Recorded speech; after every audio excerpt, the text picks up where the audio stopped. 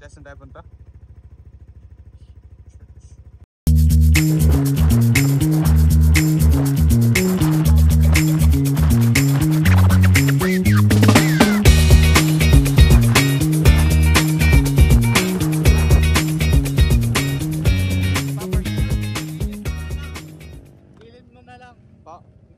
Gilid ko na lang po. Ganyan na lang ilalak. Sige po, sir.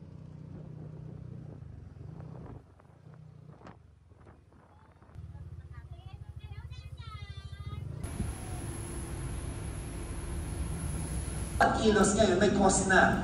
Ang libre na lang yata ay ang ating oxygen. Pero nonetheless, everything has a cost.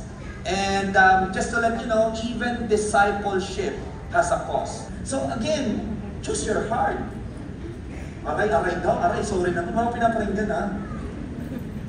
I mean, saving money is hard, but daming utang is hard. Choose your heart. Working is hard.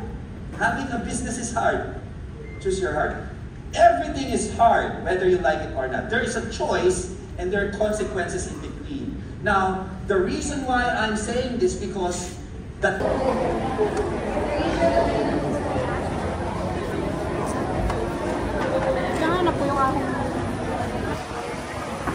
Paano natin makakuha yung susi?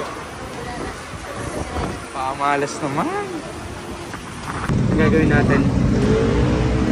Kain ng pares. Kain ng pares.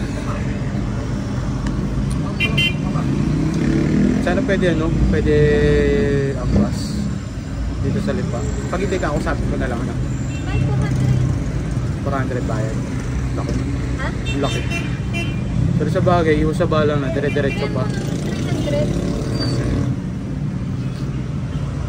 Pwede po ma-get pero 200.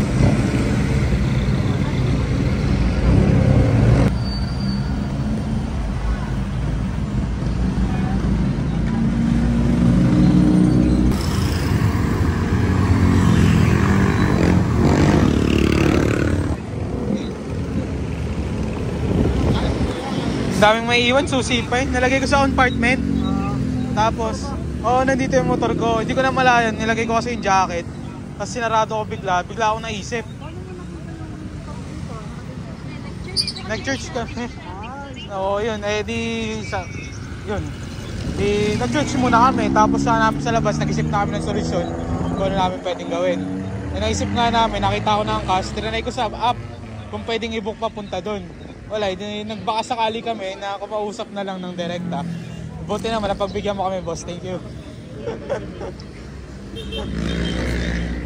Ha? Kaya, pagod kaya. Baka gabi na ako. Okay, boss. Thank you. Salamat ha. Salamat. Thank you.